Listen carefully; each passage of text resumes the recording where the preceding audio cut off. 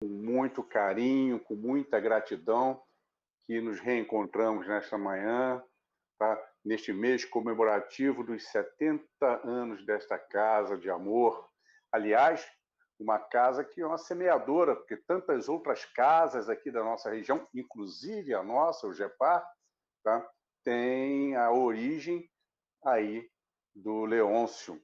Os fundadores da nossa casa eram frequentadores do Leôncio. Então, o que nos dá uma alegria redobrada.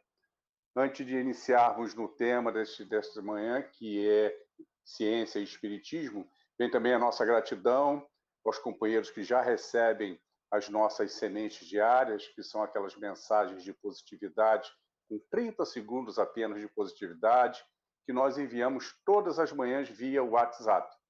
Aqueles que compartilham do nosso trabalho, nosso agradecimento, e está aí o convite para aqueles que ainda não conhecem, que queiram conhecer as sementes diárias, está passando no rodapé o telefone, é só fazer o pedido, incluir na semente diária, e a gente vai fazer isso com o maior carinho. Objetivo, uma manhã que começa com positividade, tem tudo para se tornar um dia melhor. Tema: ciência e espiritismo.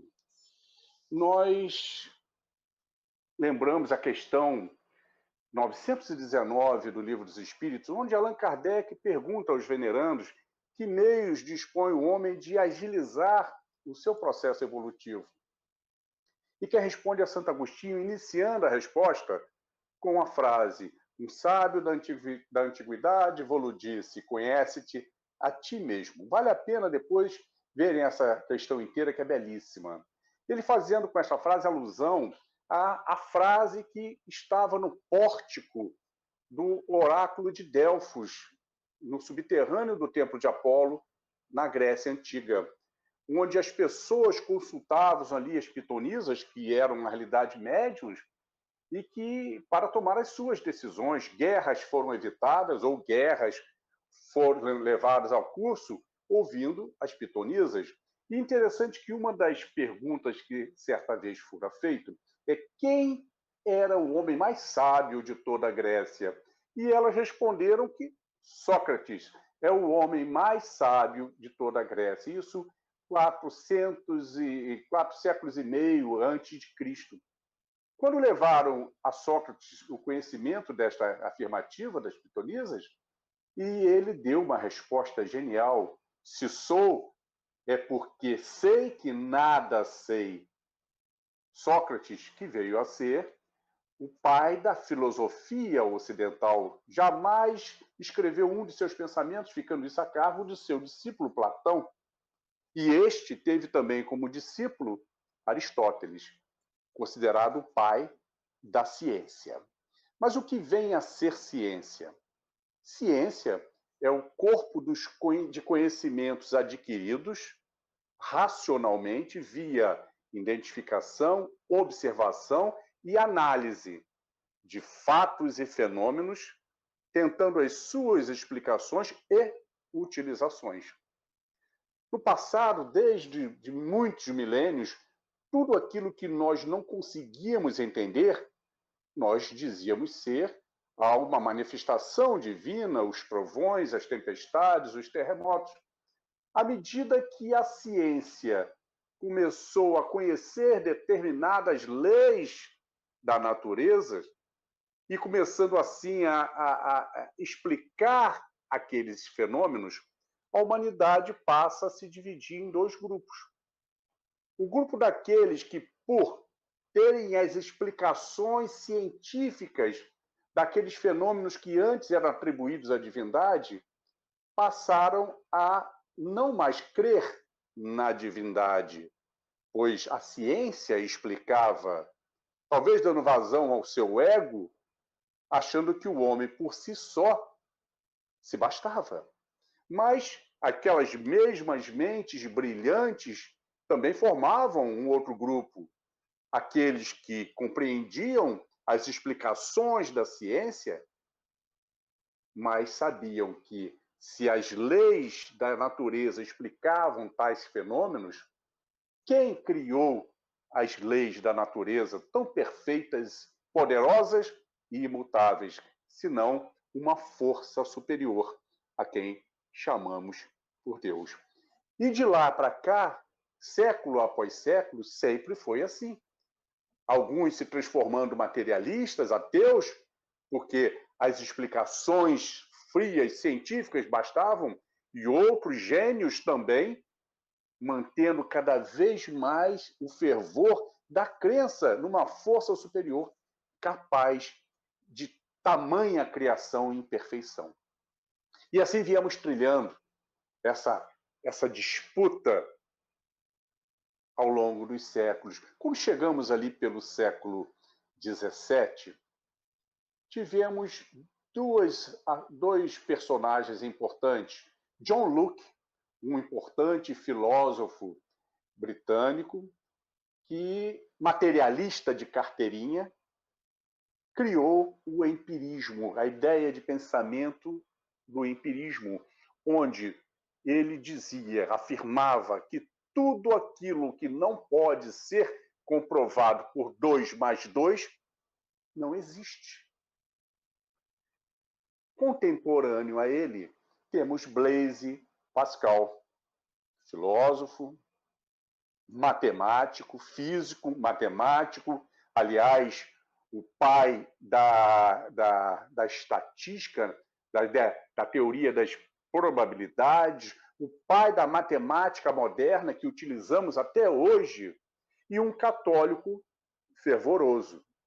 Blaise Pascal afirmara com muita propriedade que a humanidade chegara numa encruzilhada. De um lado, a fria, seca ciência explicando simplesmente os fenômenos que até então não entendíamos e criando assim uma descrença para muitos. Mas que do outro lado está cada vez mais forte o sentimento da existência de uma continuidade após essa existência, a existência de uma força maior e, como filhos desta força maior, a nossa continuidade. Finaliza Blaise Pascal afirmando que a humanidade, para que viesse a buscar a sua felicidade, teria que caminhar, acabar com essa encruzilhada e caminhar lado a lado a ciência e esse sentimento divino que trazemos dentro de nós. Vamos adiante os séculos e chegamos ali aos meados do século XIX.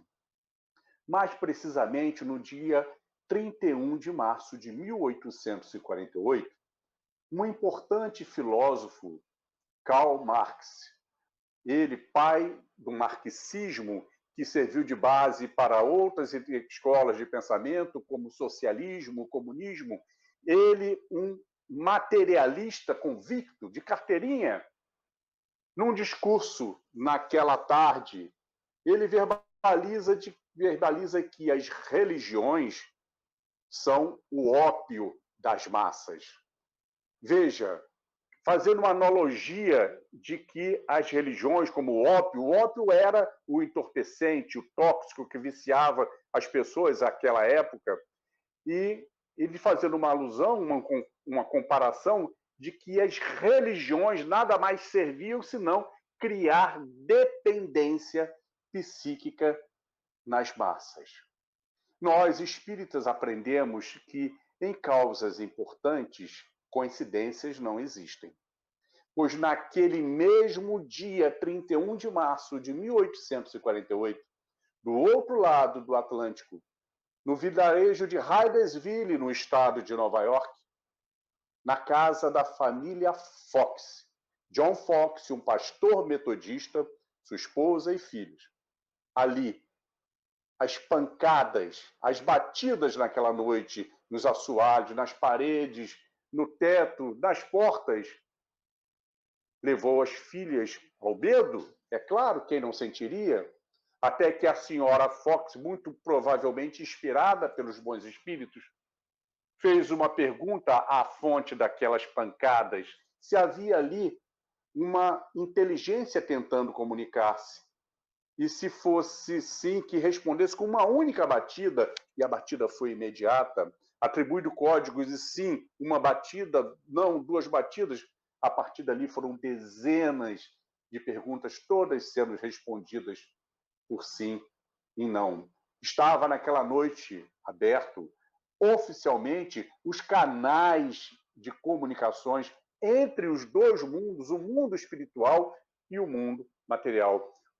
A mediunidade sempre existiu de forma mais isolada, mas a partir dali começou realmente em todos os cantos mais e mais manifestações.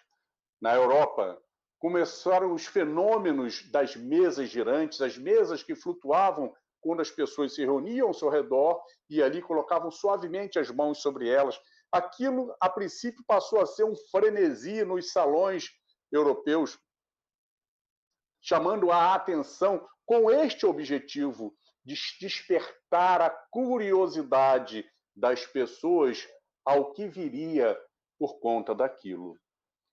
Hippolyte Léon Denisard Rivail, um homem super preparado, um pedagogo, que é discípulo de Pestalozzi, uma mente treinada, analítica, um estudioso do magnetismo, fora convidado em 1855 a presenciar uma daqueles fenômenos das mesas girantes e que de imediato ele achou que nada mais era do que a concentração do magnetismo, não deu lá grande importância àquilo. Mas, passado algum tempo, aquele mesmo amigo, o senhor Fortier, que o havia convidado antes, o convidou para uma outra reunião, onde a coisa era muito mais séria, uma reunião na casa de uma família que já fazia aquilo já há algum tempo, e era diferente porque ali as mesas respondiam às perguntas, os espíritos respondiam através das mesas. E aquilo, ele foi, fez o teste que havia de fazer, se são espíritos que aqui viveram, que estão aqui nos responder, eu não precisarei verbalizar a minha pergunta, eu mentalizarei ele não de responder. E assim foi. E outros mais e mais testes, ele foi vendo seriedade e passou a ser um frequentador assíduo daquelas reuniões, até que numa determinada reunião, o espírito comunicante lhe dá 3 vivas ao grande apóstolo Hippolyte, apresentando-se como um velho amigo de muitos séculos, desde a civilização celta, décadas antes de Cristo, quando ali viveram juntos, e ele, Hippolyte, teria sido um sacerdote celta, um druida, e que respondia pelo nome de Allan Kardec. E que nesta encarnação estava ali com a missão de ser o codificador da nova doutrina a ser apresentada pelos espíritos. A doutrina que traria de volta o cristianismo primitivo, de amor, de humildade, de fraternidade. E assim, ele começa a se dedicar àquele trabalho, e no dia 18 de abril de 1857, publica o primeiro de uma série de obras apresentando a nova doutrina, o Livro dos Espíritos. Apresenta-se ali oficialmente o Espiritismo, que é uma tríade de ciência, filosofia e religião. A ciência que vem a responder às nossas questões mais antigas: quem sou, de onde vim, para onde vou? Pois ela vem a nos explicar a natureza, a origem e o destino dos espíritos. A filosofia que nos apresenta a imortalidade da alma, a confiança na existência de Deus e o mais perfeito código de ética e moral, a lei de amor apresentada por Jesus. E assim se torna uma religião sem sacerdotes, sem templos, sem cultos externos, uma religião onde a criatura dialoga com o Criador diretamente, sem intermediários, seja com o Criador, seja com Jesus, seja com o seu benfeitor, através da oração, e recebe as respostas através da inspiração. Naquelas décadas que circundaram este momento, muitas mentes brilhantes fizeram o seu testemunho de confiança na existência de Deus, confiança na continuidade da nossa existência após a matéria. Mentes como Benjamin Franklin, Faraday, Marconi, Louis Pasteur, Albert Einstein, décadas depois, e tantos outros. Aliás, a Einstein, que já considerado o gênio do século passado, certa vez perguntaram a ele, como um gênio, explicaria a existência do universo. E ele responde genialmente que é impossível conceber a existência do universo sem que antes concebamos a existência de Deus. E então, Leon Denis, o grande apóstolo do Espiritismo, aquele que deu sequência à apresentação do Espiritismo após o desencarne de Kardec, deu grande contribuição. A ele, certa vez, fora perguntado se o Espiritismo seria a religião do futuro. E a sua resposta foi que não, pois ele seria, sim, o futuro das religiões. A princípio, algumas pessoas acharam até uma resposta arrogante, mas não. Era tamanha a sua convicção do que estaria por vir, que foi a resposta certa. Pois, como anunciado por André Luiz a Chico Xavier, a partir de meados do século passado, começariam a ocorrer fenômenos nos berços de todas as religiões, de todas as nações, e que seria incontestáveis a veracidade, a certificação daqueles conceitos apregoados, revelados pelo Espiritismo, os conceitos de imortalidade da alma, comunicabilidade, existência de Deus, reencarnações. E isso começa a acontecer no berço das mais diversas famílias, das mais diversas classes sociais, das mais diversas religiões, começam a nascer crianças cujo, com pouca idade, tinha total lembrança da sua última reencarnação. E eram reencarnações recentes, facilitando assim a conferência, a veracidade das revelações que aquelas crianças estavam fazendo. E assim, semeando em cada uma dessas famílias, em cada uma dessas religiões, a constatação de que a reencarnação é um fato. Vamos usar alguns exemplos. Da coleção Conte Mais, da Federação Espírita do Rio Grande do Sul, uma coleção voltada à educação infanto-juvenil, é excelente. Nós tiramos lá uma passagem ocorrida na Turquia, em 1951, na cidade de Adana. Nasce um menino e seus pais lhe dão o nome de Malik. No entanto, 3 noites após o nascimento de Malik, a sua mãe, em sonho, vê a criança falar com ela, dizendo: não quero me chamar Malik, eu tenho nome, e o meu nome é Necipe. É esse o nome que eu quero. A mãe despertou, não deu lá muita importância, foi um sonho. No entanto, nas 3 noites seguintes, o sonho se repetiu. A criança insistindo que não seria chamada de Malik, sim de Necipe. Aí a mãe levou o caso ao pai, pedindo que mudasse o nome de Malik para Necipe. Mas o pai negou, porque já existia um outro Necipe na família. E existe uma superstição na Turquia de que não é saudável que 2 pessoas tenham o mesmo nome na mesma família, porque uma delas estará fadada a morrer. Imagina se isso fosse verdade, Portugal estaria reduzido a 10% da população, porque toda a família tem muitos Manuéis, Maria, João, Joaquim, mas eles não mudaram o nome.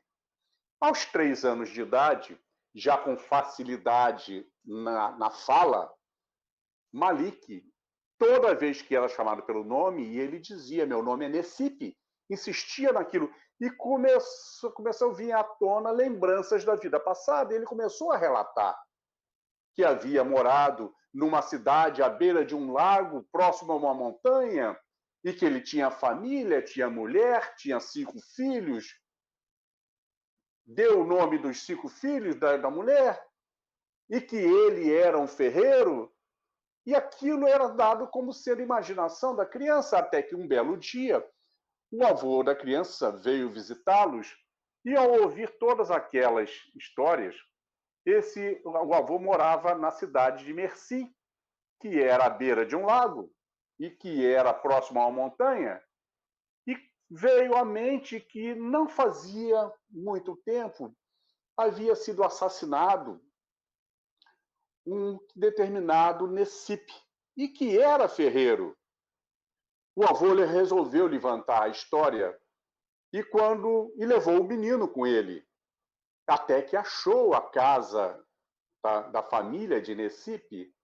E quando lá chegou, a criança identificou e chamou pelo nome a ex-esposa, chamou pelo nome cada um dos seus 5 filhos, mas existia mais um, o sexto ele não sabia o nome, porque quando for assassinada, aquela criança estava no ventre ainda, não tinham escolhido o nome.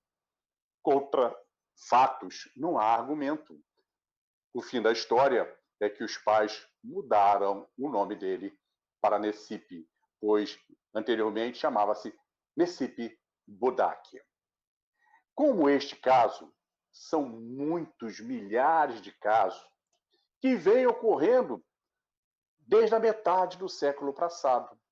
Nosso querido Divaldo Franco vem a nos informar que a Universidade da Virgínia, já há algumas décadas, criou um departamento para estudar, para acompanhar esses casos. São mais de 10 mil casos que estão sendo estudados, acompanhados em todo o mundo. E a missão deles é pegar as informações das crianças e tentar confirmar a veracidade daquilo, confirmando assim a nova reencarnação, trazendo a memória da última.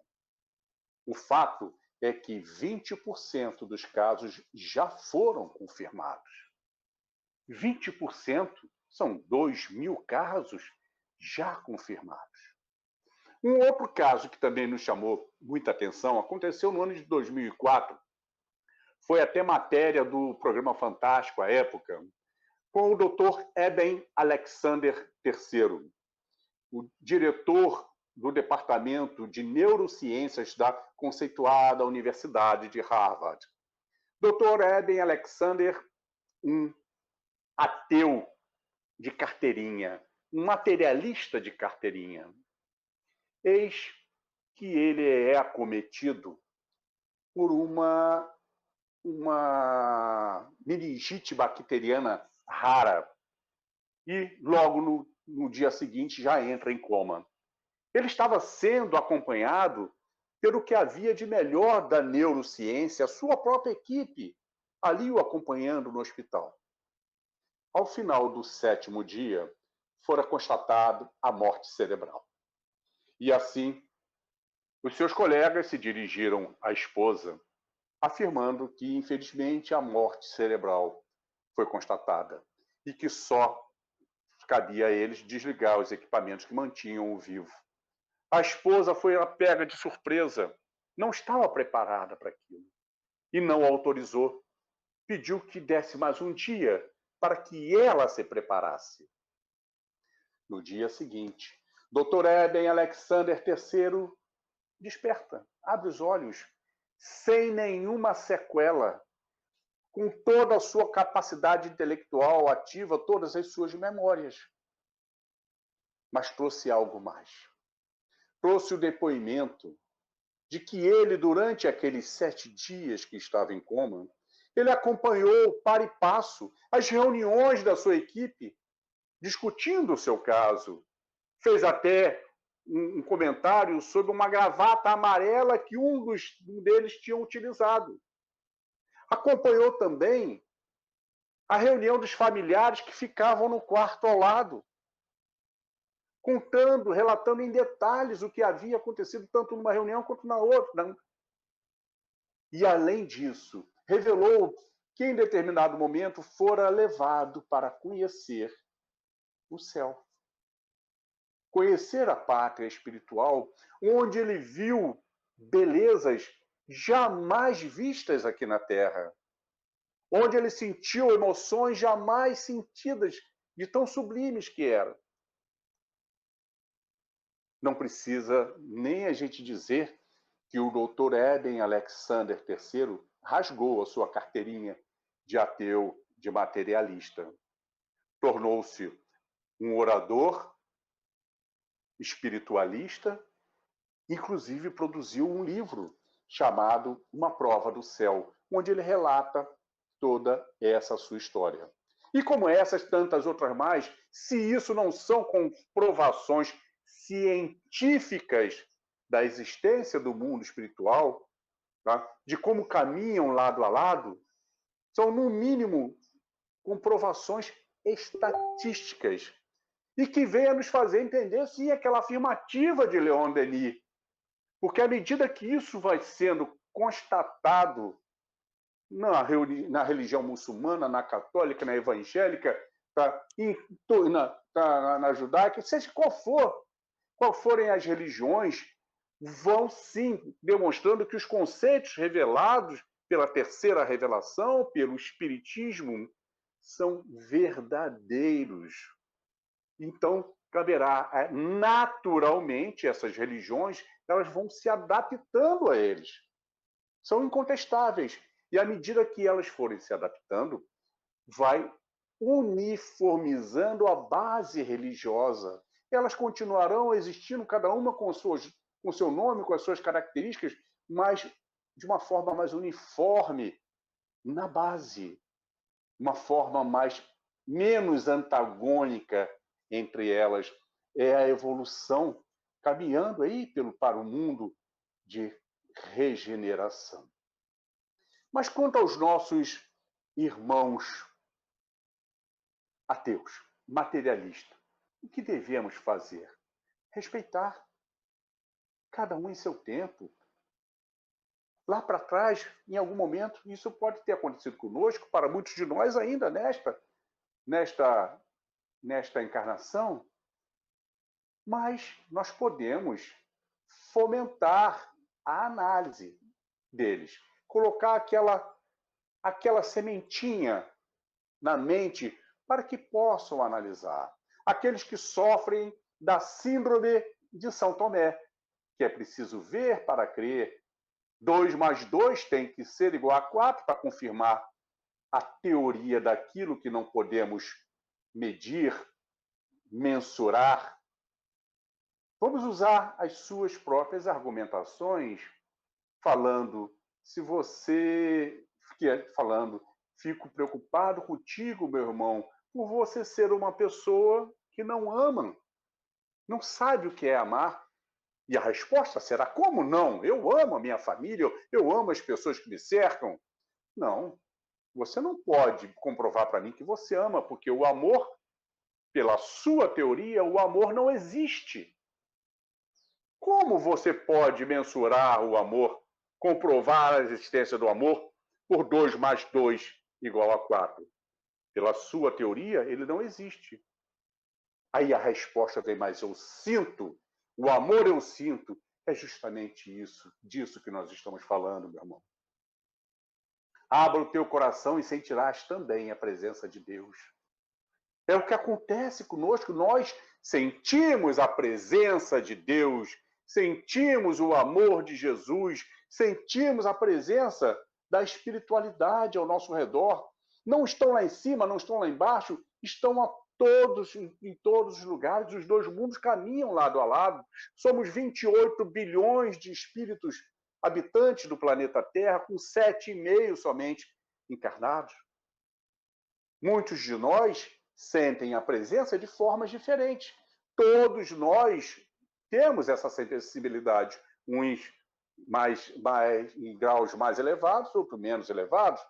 Mas quem já não passou por aquela experiência de repente, escutar alguém chamando pelo nome Ninguém ouviu, só você. Ué, quem me chamou? Ninguém ouviu, mas você ouviu, porque alguém chamou. Quem não passou pelaquela experiência de repente achar que tem alguém me olhando? Olha para os lados todos, não tem ninguém. Tem sim, tem alguém olhando. Quem já não passou por aquela experiência de repente, do nada, ficar feliz, ficar eufórico, se sentir tão bem, sem saber o porquê? É porque algum ente querido, algum espírito benfazejo se aproximou de ti e nós começamos a sentir aquilo que aquele irmão está sentindo, aquela felicidade. Às vezes acontece o contrário. De repente está tudo certo na nossa vida, mas do nada dá aquela angústia, a gente fica triste, meio... mas não sabemos o porquê, não é nosso. De repente também um irmão querido que está ali próximo de nós, mas que está ele num estado de melancolia e nós sentimos aquilo do que ele está sentindo. Como ficaríamos tristes diante de uma pessoa que está passando por uma dificuldade? São as conexões que existem na hora certa. Quem de nós, diante de um problema, do nada, de repente, vem uma ideia à cabeça, como é que eu não pensei nisso antes? Mas aquela ideia lhe foi soprada por alguém que te ama e que está querendo te ajudar. São as comunicações que sempre existiram. E o aparelho existente para isso, para confirmar isso, chama-se médium. A mediunidade, que todos nós temos em níveis diferentes. O médium está para o mundo espiritual, assim como o microscópio está para a microbiologia. Até meados do século XIX, os microscópios que foram criados lá no século XVII não tinham capacidade da microvida, até que desenvolveram isso e, em meados do século XIX, a humanidade descobriu um outro universo existindo em todos os lugares, inclusive dentro de nós. Tá? A microbiologia, amebas, protozoários e tantos outros mais, que com o estudar daquele novo universo, começou a perceber-se que aquelas microcriaturas interagiam diretamente na nossa saúde, algumas beneficiando e outras, tá, nos causando transtornos e doenças. Vieram as explicações para as grandes pandemias que dizimaram tantos milhões da humanidade. E a partir dali, tá, foram cientistas como Louis Pasteur se dedicaram ferrenhamente à coisa, desenvolvendo as vacinas, a primeira vacina antirrábica, a raiva que matava milhões de pessoas, passou-se a ter a vacina antirrábica, as medidas sanitárias de se lavar as mãos, lavar os alimentos antes de comer para evitar a proliferação de doenças. Mas hoje, em pleno 2021, ainda existem pessoas que não acreditam nisso. Não estão nem aí para ter que lavar uma fruta, lavar algo, lavar as mãos para tocar nos alimentos, porque não veem, então não creem e sofrem as consequências por isso. A mediunidade, sim, é a aparelhagem que hoje certifica a essa existência do mundo espiritual pelas comunicações que ali fazem. Será que no futuro será autorizado detectar via algum instrumento? Se for necessário, talvez sim, mas provavelmente essa necessidade nem chegaremos a ter. Era uma viagem de trem em direção a Paris. Ali sentado ao banco do trem, um senhor, aproximadamente seus 70 anos, muito bem vestido, e ao seu lado, dividindo aquele banco, que era duplo, um jovem também, bem apessoado. Não se conheciam, e ambos, cada um, ali envolvidos, concentrados em suas leituras. Era um jovem universitário, e aproveitava a viagem para estudar os seus livros. À medida que o trem se aproximou de uma determinada estação, aquele senhor, ele interrompe a sua leitura e fecha aquele livro grande de capa preta e que na capa estava escrita a Bíblia Sagrada. Aquele jovem vê e não se conteve na sua arrogância quando disse: Senhor, percebe-se ser um senhor distinto, ilustre, mas lamento por o senhor ainda perder o seu tempo lendo este livro de fantasias, misticismos e baboseiras. O senhor não perdeu a compostura. Manteve-se sereno e disse: Meu jovem, eu não estou lendo um livro de misticismo, fantasias e baboseiras. Estou lendo a palavra de Deus. Ó Senhor, deveria se interar mais do que os nossos cientistas têm nos comprovado ao longo dos últimos anos. Aliás, desde a Revolução Francesa, que os cientistas vêm cada vez mais nos provando que isso nunca existiu. Nada tem aí de realidade.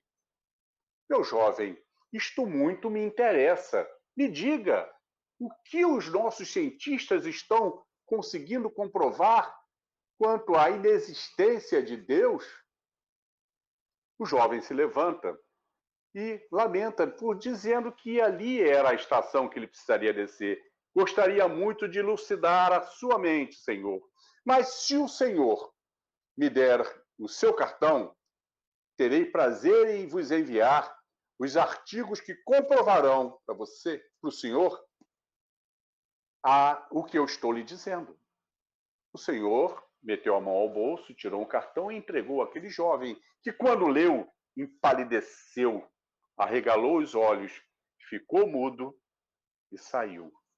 Pois no cartão estava escrito: Professor Dr. Louis Pasteur, diretor-geral do Departamento de Ciência da Universidade Nacional da França, a maior autoridade científica daquele país àquela época.